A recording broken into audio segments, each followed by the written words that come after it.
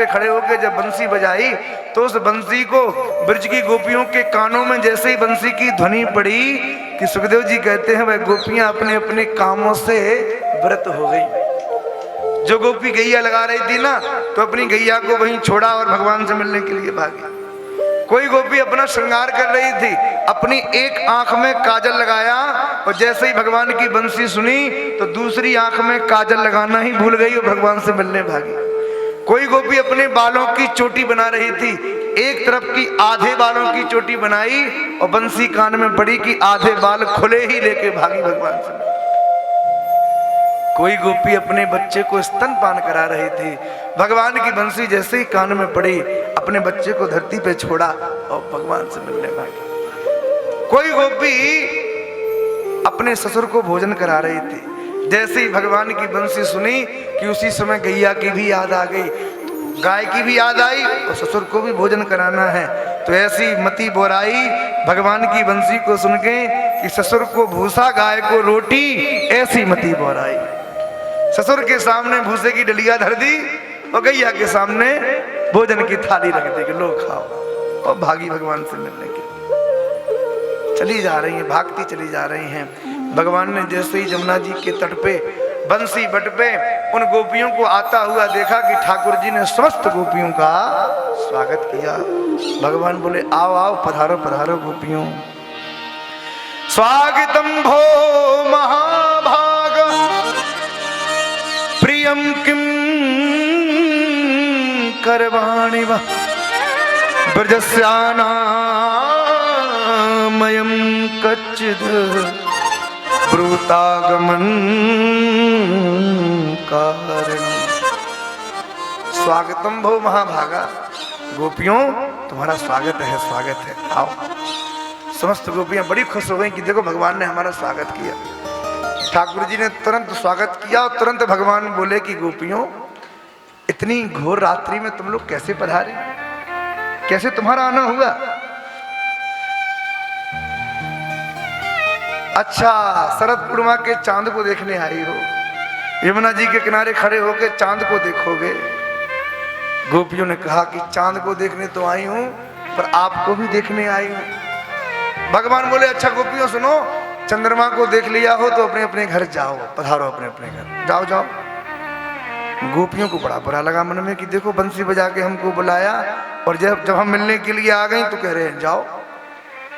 भगवान बोले गोपियों ये रात्रि का समय है, रजन्येसा घोर रूपा घोर सत्व सेविता। इस जंगल में बड़े बड़े शेर चीते रहते हैं और ऐसी रात में तुम यहाँ आओगी, यदि किसी शेर चीते ने तुम्हें खा लिया तो क्या करोगी, इसलिए जाओ अपने घर जाओ। गोपियां बार बार मन में सोचती हैं कि जब से आए तब से जाओ जाओ जाओ जाओ कर रहे हैं। ठाकुर जी ने कहा गोपियों अपने घर में जाके अपने अपने माता पिता अपने अपने पतियों की सेवा करो। तुम सती पतिव्रता नारी हो और तुम्हारा पातिव्रत धर्म इतना मजबूत है, उस धर्म की बड़ी महिमा है, इसलिए अपने धर्म को निभाओ। यहाँ क्या कर रही हो, जाओ अपने पास, घर पे जाओ, अपने अपने अपने पतियों की सेवा करो। पति कैसा भी हो, दुस्सील हो, दुर्भग हो, वृद्ध हो, जड़ो, रोग, धनु, विवाह, कैसा भी पति हो, अपने पति की सेवा करो। भगवान ने उन गोपियों को बड़ी सुंदर कथा सुनाई। गोपियों पातिव्रत धर्म का पालन करने वाली स्त्रियों की कितनी महिमा ये हम तुम्हें बताते हैं, पतिव्रता नारी की कितनी महिमा ये हम तुम्हें बताते हैं। एक पतिव्रता नारी थी, अपने पति से बड़ा प्रेम करती थी। उसका पति व्यापार करने के लिए किसी दूर देश में गया तो व्यापार करते करते उसको अनिद्रा का रोग हो गया, उसको नींद नहीं आती। जब लौट के घर आया तो अपनी पत्नी से बोला देवी हमें नींद नहीं आती, कई कई दिन हमारे निकल जाते हैं। तो पत्नी ने कहा कि कोई बात नहीं, आज मैं आपकी सेवा करूंगी। अपने पति को उसने अपनी गोद में सिर रखा अपने पति का और अपने पति के सिर की मालिश करने लग गई। उस पतिव्रता स्त्री ने जब अपने पति के सिर की मालिश करी ना तो मालिश करते ही साथ उसके पति को नींद आने लगी, नींद आ गई उसको, सो गया। उस स्त्री ने देखा कि इतने दिनों से रात्रि में जागते जागते दिन निकल गए तब नींद नहीं आई, आज यदि ये सो गए हैं तो अब तो मैं पूरी रात्रि भर ऐसे ही बैठी रहूंगी। और बैठी रही। उसने देखा थोड़ी देर में कि उसका छोटा सा बच्चा खेलते खेलते चूल्हे के पास जा रहा है। चूल्हे में अग्नि जल रही है, चूल्हे में अग्नि जल रही है। उस स्त्री ने देखा कि कहीं मेरा बेटा चूल्हे में चला गया तो ये निश्चित ही जल जाएगा, और यदि मैं अपने बेटे को नहीं बचाती हूं तो बेटा जल जाएगा, और यदि मैं उठती हूं तो मैं अपने पातिव्रत धर्म से दूर हो जाऊंगी। आखिर में करूं क्या? उस पतिव्रता नारी ने बैठे बैठे अग्नि देवता से चुनौती दे दी कि अग्निदेव, आप मेरे बच्चे को नहीं जला सकते। मैं अपने पातिव्रत धर्म की क्षमता को, अपने पातिव्रत धर्म की सामर्थ्य को मैं जानती हूं। आपके अंदर हिम्मत नहीं है कि आप मेरे बालक को जला सको। देखते देखते वह बालक जब चूल्हे के पास गया तो चूल्हे से साक्षात अग्निदेव प्रकट हुए। उन्होंने उस बालक को गोद में लिया और सती पतिव्रता नारी के सामने बालक को सौंप दिया। भगवान बोले, गोपियों, ये है पतिव्रता नारी की महिमा, इसलिए घर में जाके अपने अपने पतियों की सेवा करो। गोपियां बोली, प्रभु आपने भी कहानी सुनाई, मैं भी एक कहानी सुनाता हूं। गोपियों ने भी सुनाई। गोपियों ने कहा, प्रभु दो पति पत्नी थे, दोनों में बड़ा प्रेम था। पत्नी का नियम था कि पति को भोजन कराए बिना पत्नी कभी कुछ खाती नहीं थी। एक दिन पति ने कहा कि सुनो देवी, मैं किसी काम से बाहर जा रहा हूं, 10 दिन के बाद लौट के आऊंगा। तो वो जो पत्नी थी वो इतनी अनपढ़ थी कि उसको पता ही नहीं था कि 10 दिन माने होता क्या है। मैं तो जानती नहीं 10 दिन कैसे होते हैं। पति ने दीवार पे 10 रेखाएं बना दी और अपनी पत्नी से कहा, देवी सुबह जब सो के उठो तो एक रेखा को मिटा देना, जिस दिन ये सारी रेखाएं मिट जाएंगी उस दिन मैं आ जाऊंगा। वो तो ठीक है प्रभु, पर मैं आपके बिना भोजन नहीं करती, वो कैसे करूंगी? तो उसके पति ने अपनी मूर्ति बना के अपनी पत्नी को दे दी कि लो मेरी मूर्ति रखो, इसका पूजन करते रहना। उस स्त्री ने मिट्टी की मूर्ति अपने घर में रखी, पति की मूर्ति का पूजन करती और भोजन करती। रोज सुबह उठती और उन 10 रेखाओं में से एक रेखा मिटा देती। धीरे धीरे करते करते सारी रेखाएं मिट गईं और उसकी पति के आने का समय भी निकट आ गया। और एक दिन वो अपने घर में बैठ के अपने मिट्टी रूपी पति की पूजा कर रही थी कि दरवाजे पे असली पति आ गया और उसने दरवाजा खटखटाया। अरे दरवाजा खोलो तो सही। गोपियां भगवान से बोली, प्रभु अब आप बताओ कि वो स्त्री क्या करे, दरवाजा खोले कि मिट्टी रूपी पति की पूजा करे? भगवान बोले, गोपियों ये भी कोई सवाल है? अरे जब तक असली पति नहीं था तब तक मिट्टी रूपी पति की पूजा थी। अब जब असली पति दरवाजे पे खड़ा है तो मिट्टी रूपी पति को छोड़ के असली पति के पास जावे? गोपियां बोली, प्रभु यही तो हम कहना चाहती हैं आपसे कि संसार के जितने पति हैं वो सब मिट्टी के पति हैं, इनको एक ना एक दिन मरना है। असली पति तो आप ही हो भगवान। आपने हमारे दरवाजे पे आके बंसी बजा के दरवाजा खटखटाया, हम आपके से मिलने के लिए चली आए। और जब से हम आपके पास आए हैं तब से आप चली जाओ लौट जाओ, चली जाओ लौट जाओ, इसी में लग। गोपियों ने प्रणय गीत भगवान के सामने गाया। गोपियों की बातों को सुन के भगवान बड़े प्रसन्न हो गए। ठाकुर जी ने उन गोपियों का जो अधूरा श्रृंगार था भगवान ने पूरा करना शुरू कर दिया। जो गोपी एक आंख में काजल लगा के आई थी भगवान ने उसकी दूसरी आंख में काजल लगा दिया। जो गोपी एक चोटी बना के आई थी भगवान ने उसकी दूसरी चोटी बना दी। कोई गोपी उल्टे सीधे वस्त्रों को पहन के आई थी भगवान ने उसके वस्त्रों को सीधा कर दिया। एक गोपी बोली, कन्हैया हम तो दूर चलते चलते आए तो पैरों में बड़ी थकान है। भगवान बोले, लाओ गोपी तुम्हारे चरणों को हम दबा दें। ठाकुर जी उस गोपी के चरणों को दबाने लग गए। गोपी के मन में अभिमान आ गया कि देखो तीनों लोगों का स्वामी श्री कृष्ण आज हमारे चरणों में पड़ा है, हमारे चरणों को दबा रहा है। और भगवान कहते हैं कि भैया हमें सब कुछ सहन है, पर पता नहीं क्यों अभिमान किसी का सहन नहीं होता। अभिमान भगवान कभी किसी का सहन नहीं कर पाता। एक भक्त भगवान के पास गया, बोला प्रभु मैं आपसे कुछ मांगना चाहता हूँ। भगवान ने कहा मांगो, क्या चाहते हो?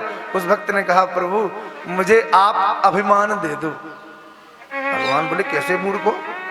अरे दुनिया के लोग चाहते हैं कि हम अभिमान से दूर हो, तुम अभिमान मांगते हो?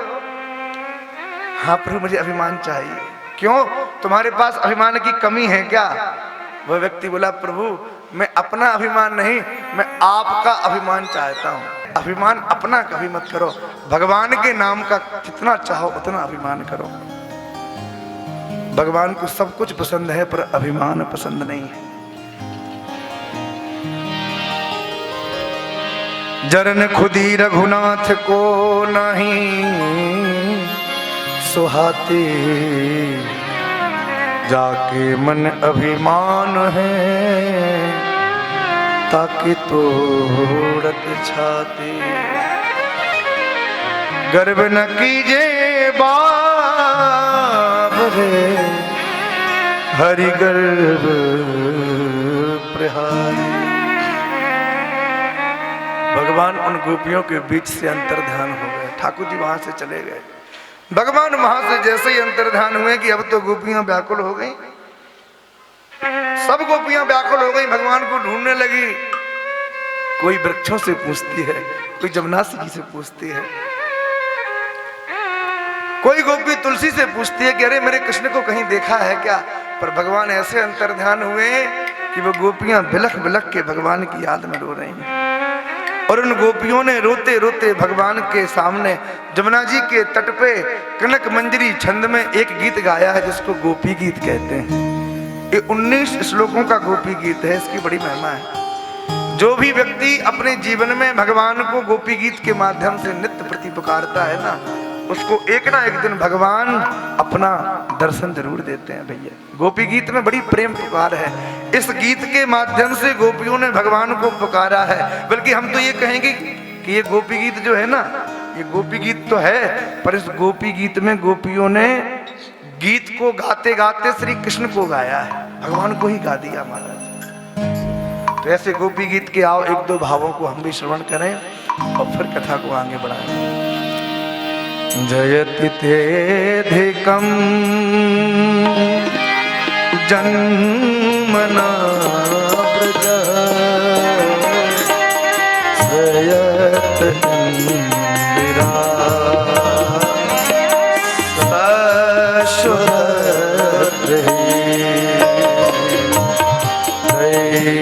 दृश्यता दीक्षुता